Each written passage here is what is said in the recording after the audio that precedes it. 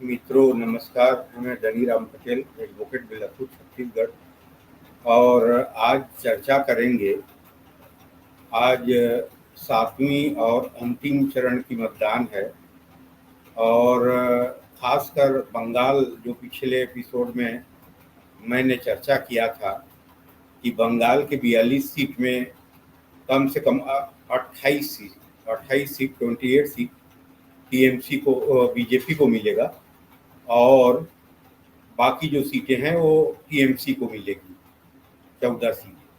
लेकिन वहाँ की ग्राउंड स्थिति को देखने के बाद और विश्लेषण करने के बाद मैंने सोचा कि बंगाल के बारे में एक अलग एपिसोड बनाऊं और बंगाल के जो 7वीं और अंतिम चरण में जो वहाँ वोटिंग हो रही है 8 सीटों में, उसके बारे में चर्चा करूं। तो चर्चा शुरू करने से पहले सभी से आग्रह है कि मेरा YouTube channel DR Patel advocate को सब्सक्राइब करें, लाइक करें, बेल आइकन को प्रेस करें और कमेंट्स करें और शेयर करें।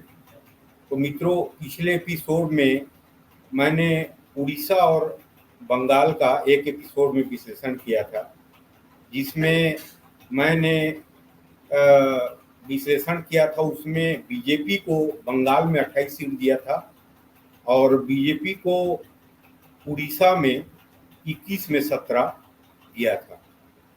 लेकिन वहाँ की ग्राउंड स्थिति को देखने के बाद और विश्लेषण करने के बाद मैं इस निष्कर्ष पे पहुंचा हूँ कि पहले आपको पॉपुलेशन डेमोग्राफी जो पश्चिम बंगाल की है उसको बता दूँ। पश्चिम बंगाल के टोटल जनसंख्या में 27% मुस्लिम आबादी है और 71% हिंदू आबादी है, 2 अन्य हैं।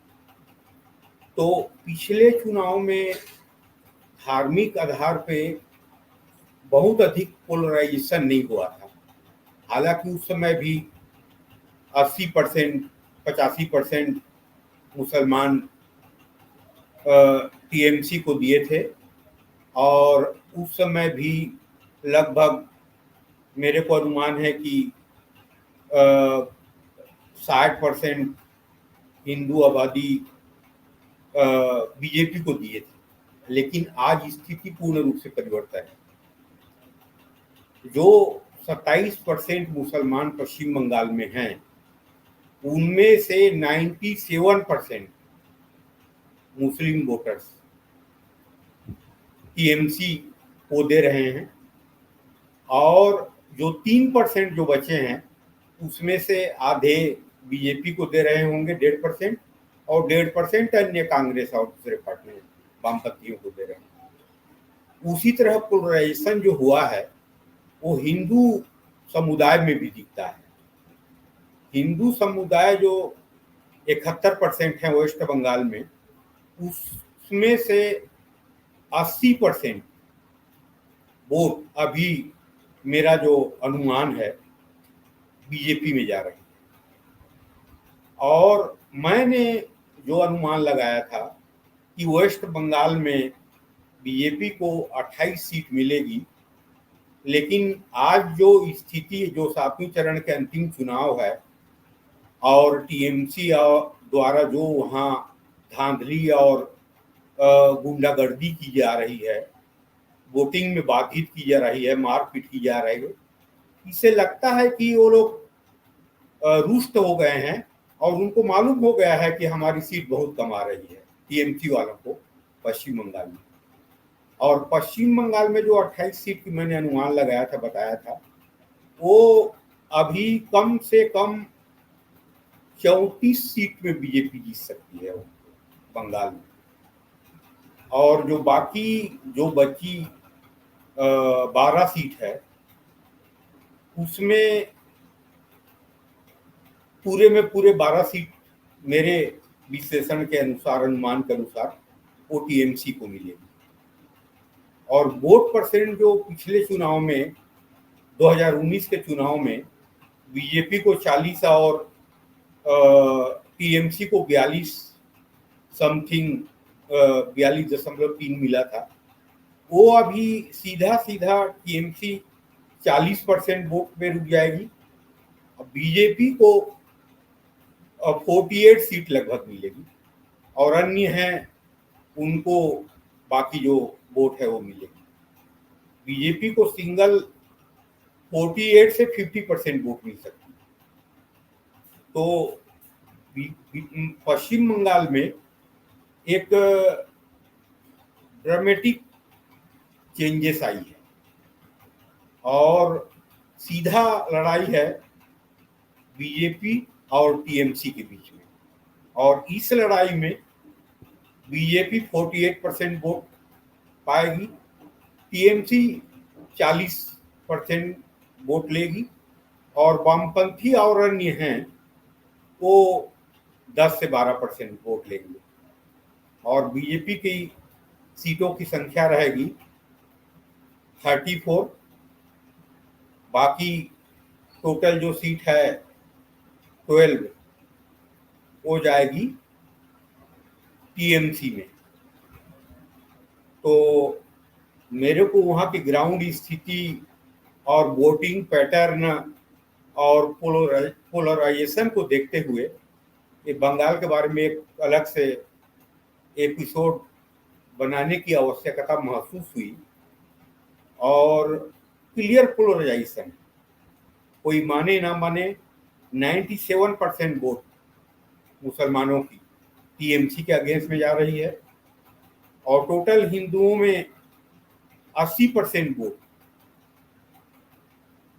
बीजेपी में आ रही है।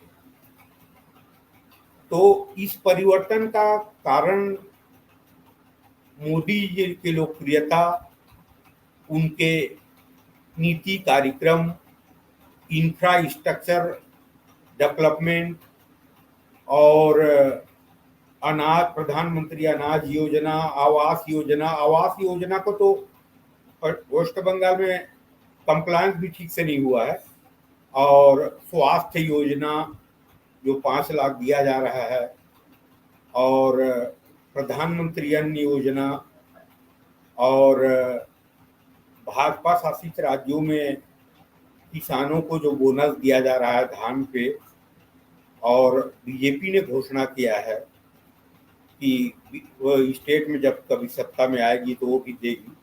इन सब योजनाओं का प्रभाव बंगाल में भी दिख रहा है और वेस्ट बंगाल में अधिकांश मेन स्ट्रीम मीडिया ने ये अनुमान लगाया है कि 18 सीट जो पिछले 19 के चुनाव में बीजेपी को मिली थी वो मेंटेन कर पाएगी, वो बहुत बड़ी उपलब्धि होगी।